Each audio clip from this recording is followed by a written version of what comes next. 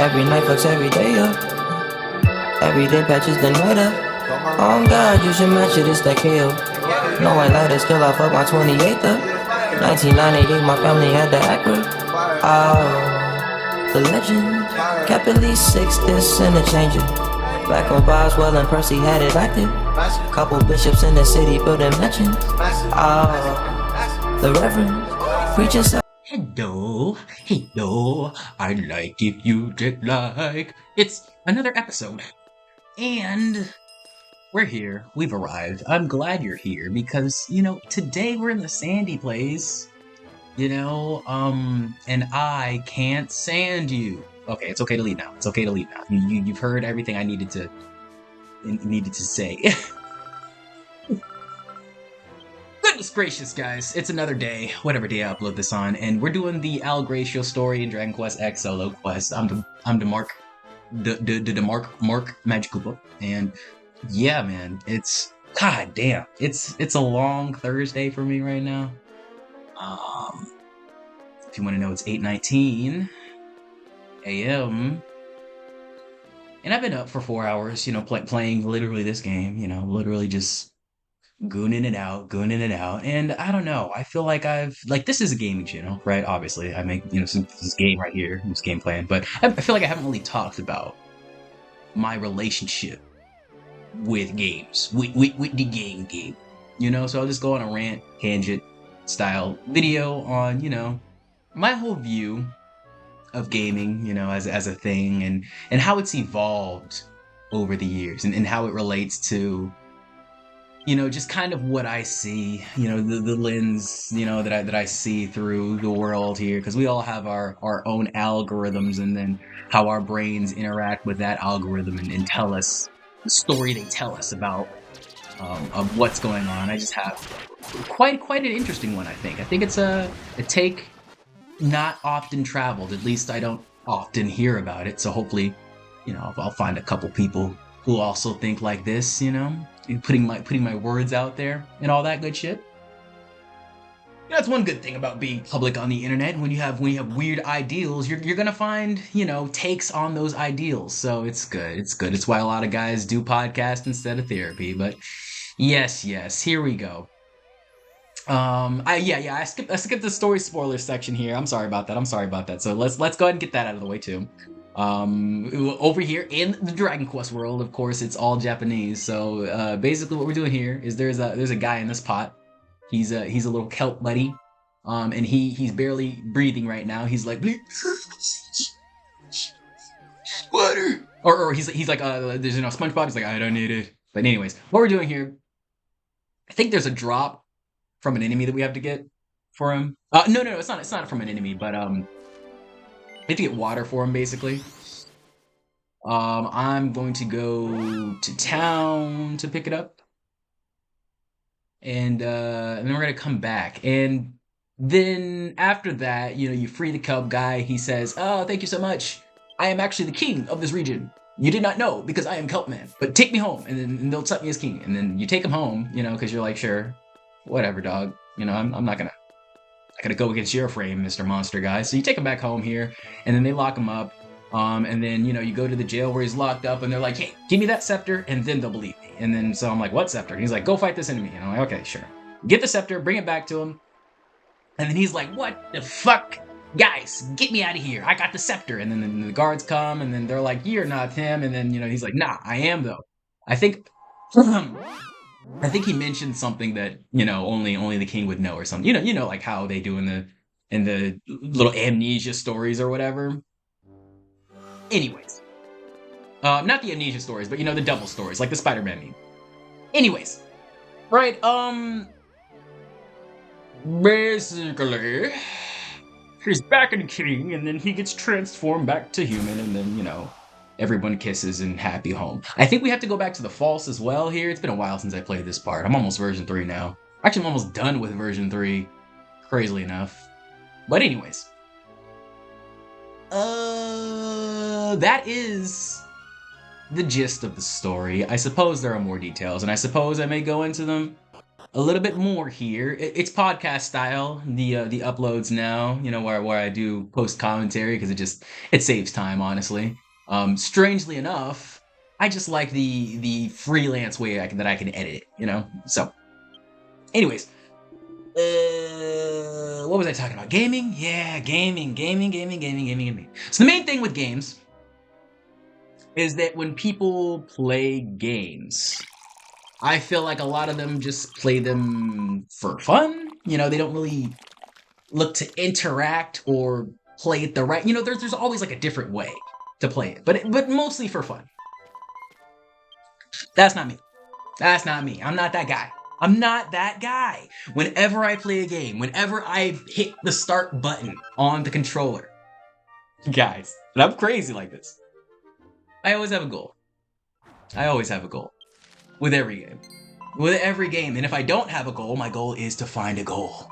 Find an objective. Find one small mission I can do today, and then one large goal that I'm going to crack for like ever, And because I'm doing that in every game I play, I view it as work, I've always viewed it as work, which is why I didn't see, like people starting to earn money playing them on Twitch as a weird thing. Guys, I was on Justin TV. I was on Justin TV doing this shit, and of course I wasn't popular. Of course I didn't have all the equipment, but like I was watching people on there. I'm like, nah, this is it. This is like, this makes so much sense to me. It just makes sense to me. Because I viewed them as different worlds and different ecosystems. And a lot of people in my life instilled the idea that I am not the first me. That I have not lived this once. They just caught something that I seemed too well off a little bit, in some way. Like I was too advanced for my age, that people thought like, I don't know, man, I could see you as something else in another life. And I believe that. You can hear that and not believe it. I heard it from multiple sources that, didn't like my mom's friend, and then over here in another state, like some other relative's friend, people who have no relation to each other and would never know each other, saying the same thing kind of stuff. And I decided to believe it. I decided to believe that. And because of that, I treat these other worlds that I interact with as like fully alive people and things, which is why MMOs are like one of my favorite and least favorite genre. I've tried a lot of them. And then I've researched even more, and they're just all pretty bad. Just because of the business practices, and because it's a product. In the end, it has to make money because it has to be sold. Most people can't afford to make something like this for free because it's an actual ecosystem. Yeah, so it's not like something like a garden, or something like, like a garden can grow and do its own thing without you constantly having to put resources towards it. And although this is virtual, real resources, real assets have to be working around the clock to make this thing run. That's how advanced it is. And I love it. It's probably one of my favorite advances of the 20th century. But I've always viewed it as work. And yeah, it's cool. And of course, as a guy who views it as work, I have to, be, explicable to the obvious that 90% of the population doesn't even view it that way. They view it as things that adherently and vehemently take you away from work. And that's why it's so unattractive to a lot of girls, unless it makes you money. Because it doesn't feel like you're getting out and fighting people. But that's my favorite genre is MMOs. My second favorite is fighting games. Mostly one-on-one fighting games. I don't really like the 6v6 shooters, but I do play a couple of those. Rivals was pretty fun for a while, and it's pretty fun. But yeah, I like fighting people. I like putting my competences against others. I just don't like doing it in real life because of the obvious repercussions of people knowing that you're physically stronger than them and mentally stronger than them. And I personally, I used to really like when people knew I was smarter than them. Now I don't. It just really alienates me at this point. Like I've gotten to that area where I just kind of like know what people are saying before they want to say it.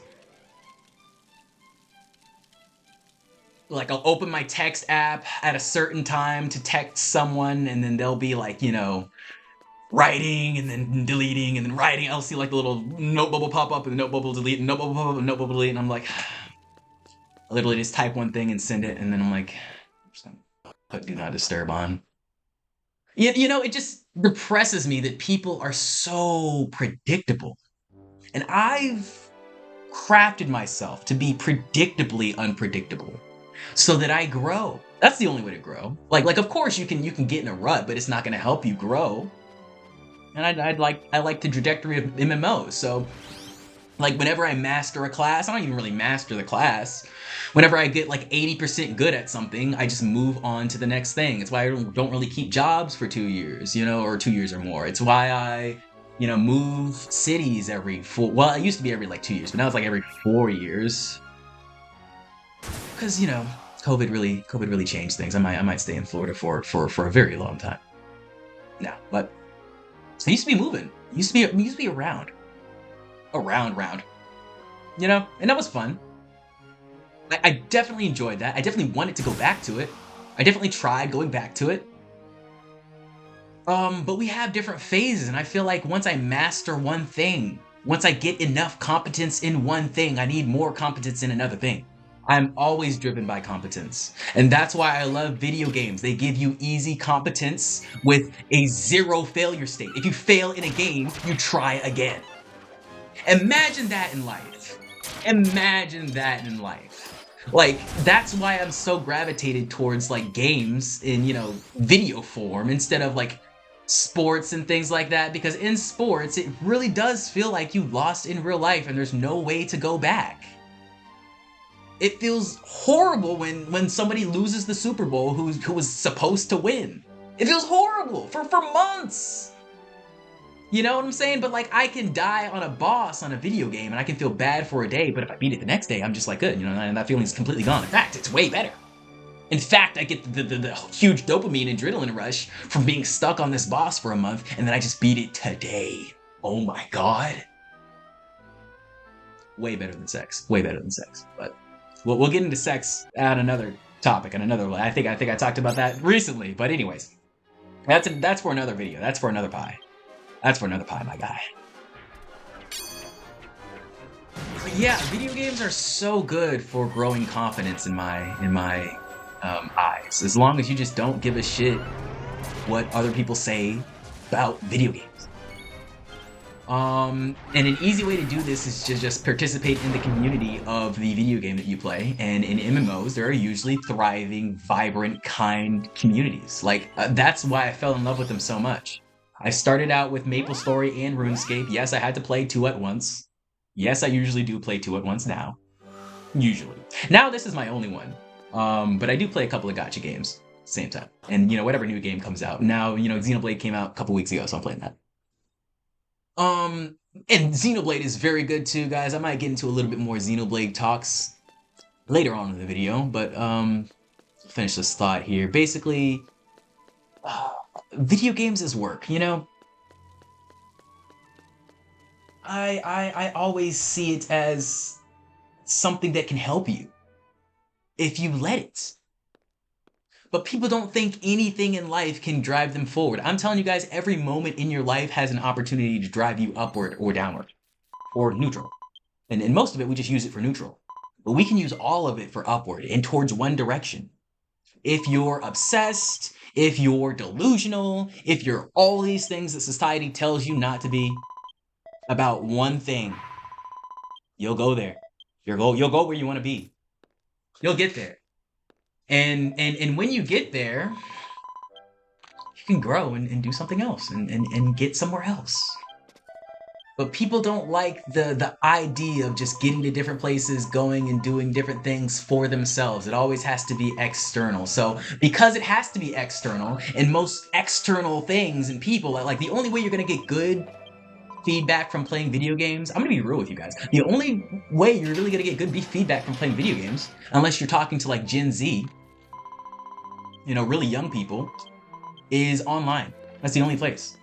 That is the only place. Even someone who loves video games, that's the only place I feel like talking highly about them. Like talking about video games like they're helping me, like it's work, like it's a job. I only feel comfortable. Like that's why so many YouTubers thrive, because that's the only place it's socially acceptable to do that. You can't go out to a park and be like, yeah, fucking, unless you're talking about Pokemon Go, you know what I'm saying? Like it feels weird. It feels awkward. It's like, why are you here then and not playing that game? Why are you in the real life? Feels super awkward. And there's a disconnect with that. But if you actively go against that disconnect, like just do what you want. I guess an example of this, we go back to Xenoblade. I like Xenoblade because it can actively grind basically while you're doing nothing. So there's a Moranium system. I love that name too, Moranium. I'm gonna call somebody a Moranium at work today and see what happens.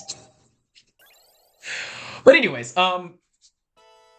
you can basically just grind while doing nothing. It lasts for about 30 minutes if you do absolutely nothing, and then you have to like touch the controller to, bring the console out of sleep mode. But if you set it up right, you can gain like a lot in those 30 minutes.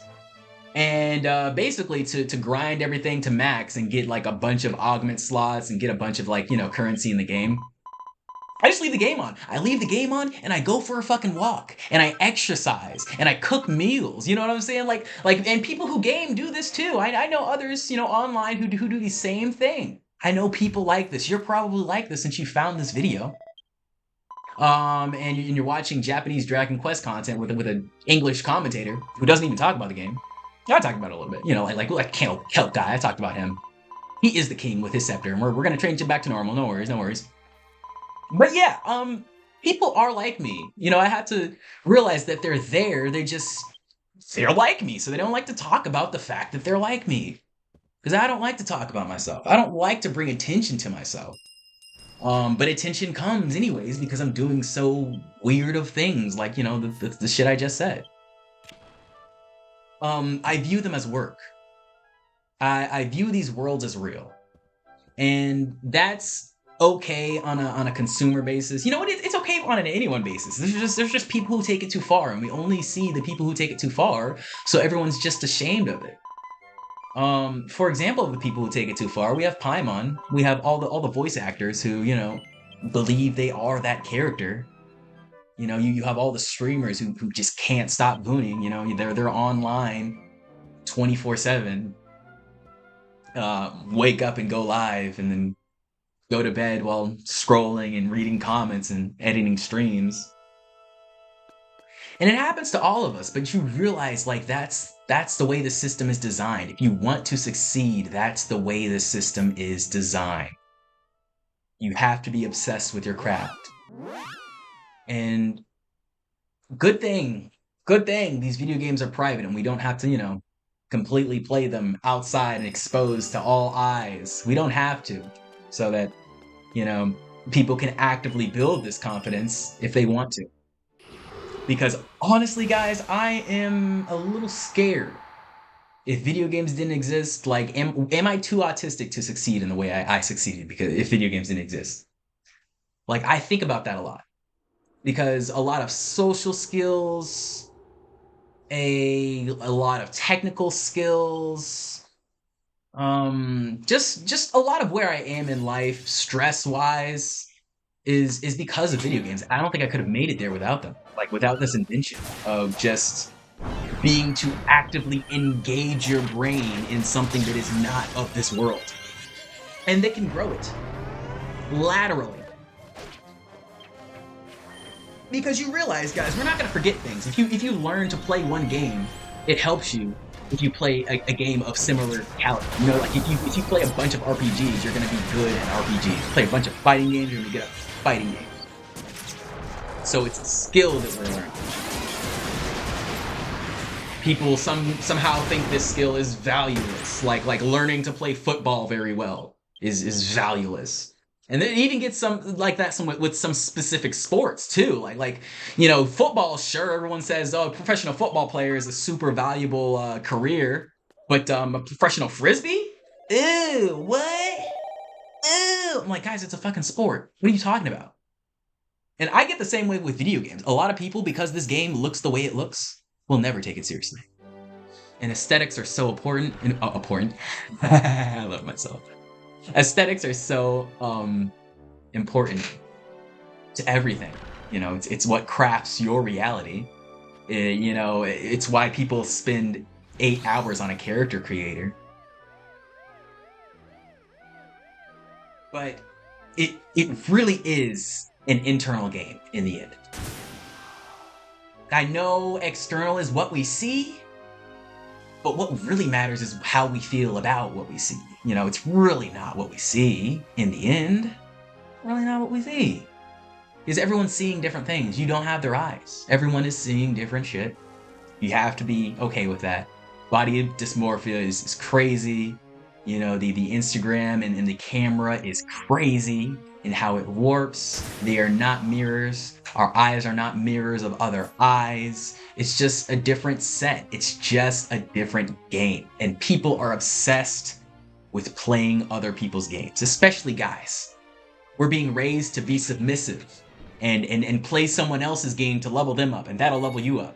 And you're like, yeah, that makes sense. That makes sense. Meanwhile, you're over here gaining all this experience, not putting in skills, you know what I'm saying? Not investing your skill points. And you're like, I have all this skill points, but I gotta keep, fighting these enemies for him. This guy's gaining levels. You know what I'm saying? You're over here level 1.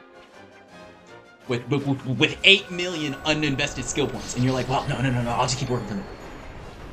But the moment you start living for yourself, and you're like, you know what? I got all these skill points. Let me invest some in intelligence. Let me invest some in confidence. Let me invest some in self-respect, and let me invest all the rest in self-awareness. Let me see where we're at. Let me see what they're giving back to me for what I'm giving to them. You know, I'm still level 1. It leveled up. Where am I? You know, where am I? And especially if this is a romantic relationship, guys, you have to realize it's sad. It's sad that it's this way. And this is a bit of a tangent, but it's sad that it's this way, but it's just reality of life. When a girl is gotten a lot of gifts, of things, gotten a lot of yeses from a guy,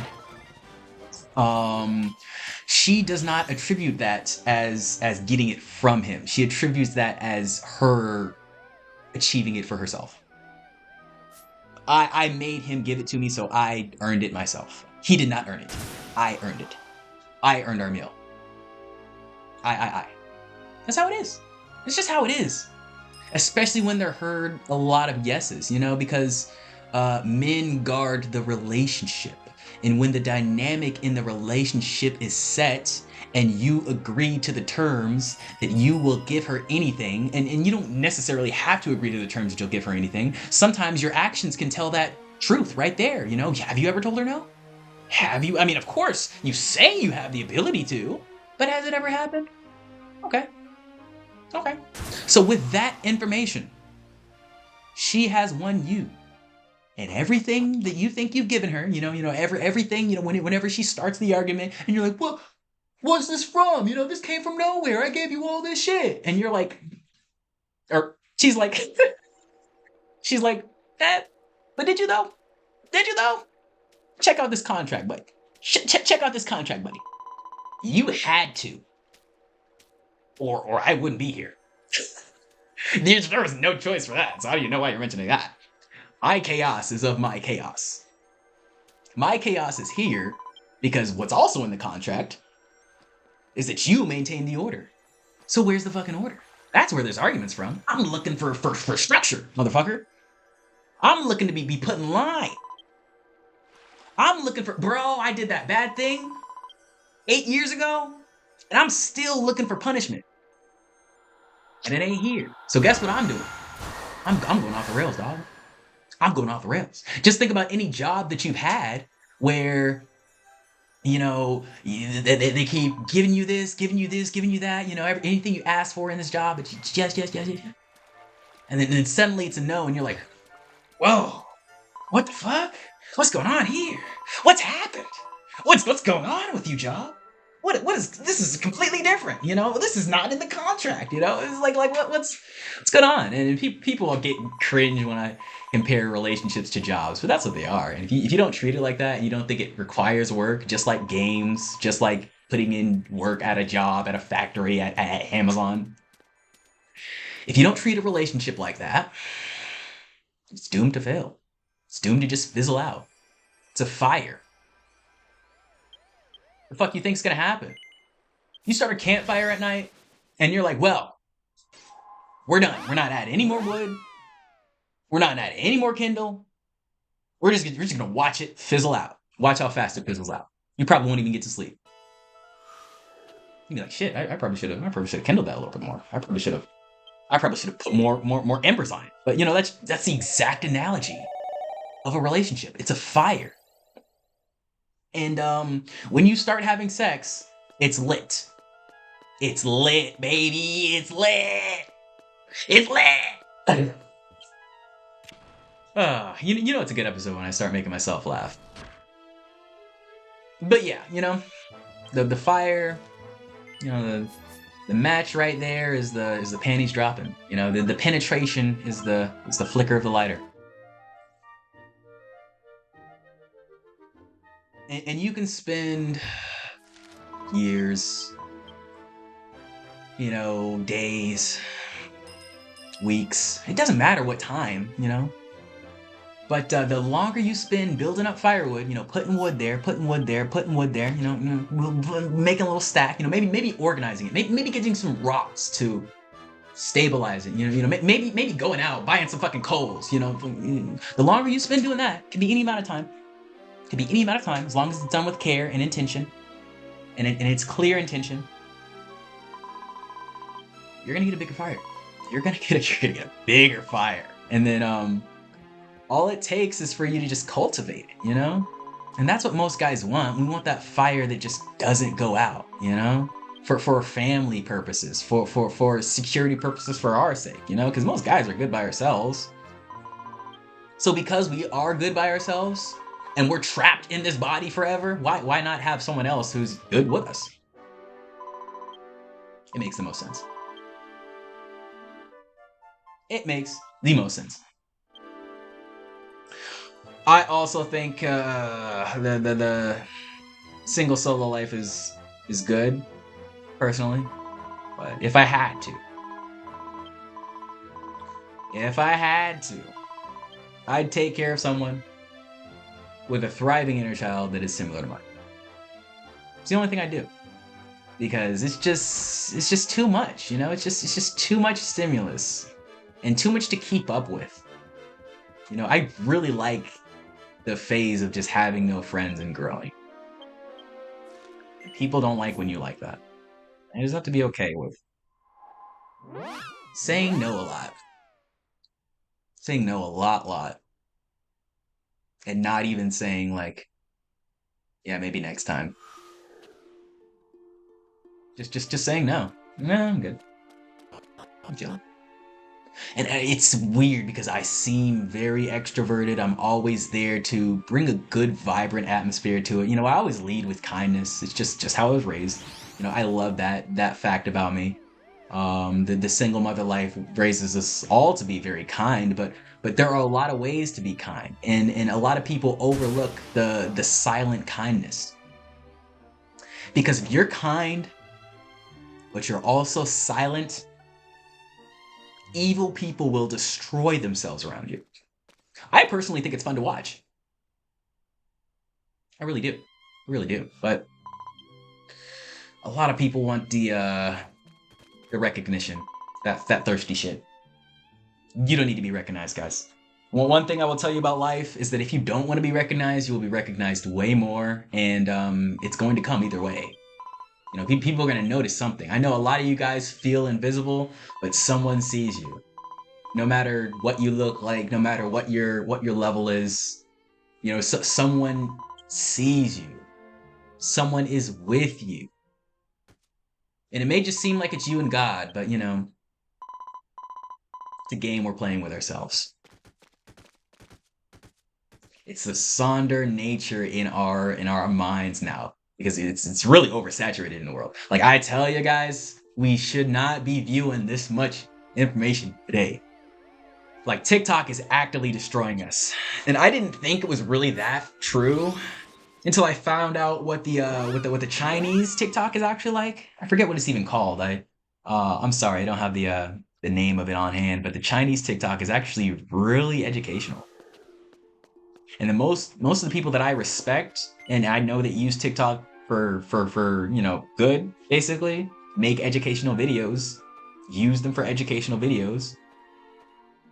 It's basically what they do. Or somebody, some people I know that just take content from there and, put it on YouTube, which I think is a pretty good idea. But the thing is, it's just there to destroy our attention spans. Like the average time on the app a day is 90 minutes. 90 minutes? That's the median? I cannot imagine how long I look at shorts on YouTube. And I'm just scared to think about that. Because I do get caught up in it. I do watch a lot of YouTube, but I mostly watch podcasts, informative videos, and gaming content. Just the three things. I don't really watch anything else. The podcast helped me take notes and just put my mind where I want it to be. Because life is a lot of mindset. So sometimes, when I want my mind to be in a general location, I just put it there, take some notes, understand myself more. And then I love podcasts because I like talking to people, but I don't like talking to people. You know what I'm saying? Like a lot of people are lost, and awakening them is very hard, and not your job as well. The best way to awaken people is living your truth, whatever the fuck that is. You know what I'm saying? And know your truth is not indignantly shaking them to wake them up. So, yep. I mean, it's our job as the awakened, purpose-driven, to lead them to that.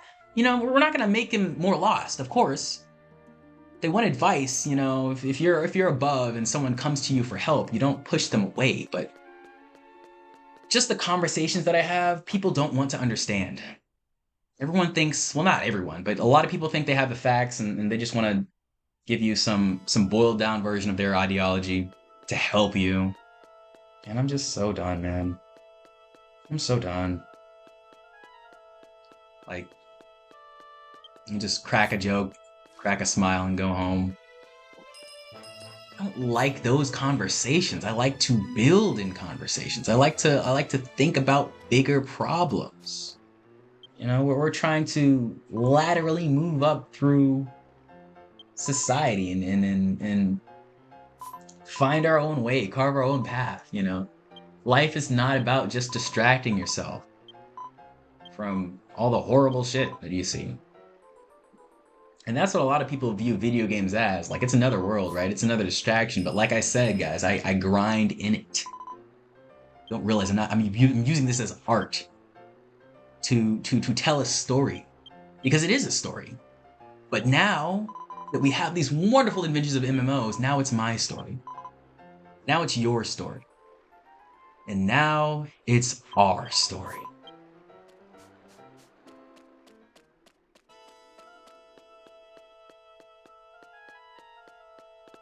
All right, so I think it's a good spot to end here. I think we have a couple more cutscenes with the king, now that he's all human and king-like.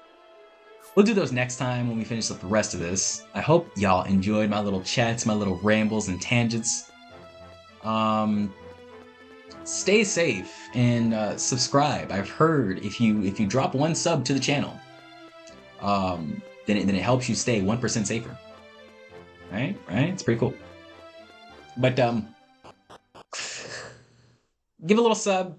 We do have 34 subs now, and I think that's fucking amazing. I have like a whole classroom of people. That just sounds wild to me. In my tiny little room, in my hot ass country, that just feels weird. It just feels weird. I mean, most people that watch are new, but To you 34 that sub, you the real ones. You the real ones. You're here. And you can be anywhere else, but you're here. So I believe in you. I hope you believe in me. And we will be all right. I'll see you next time. Subscribe!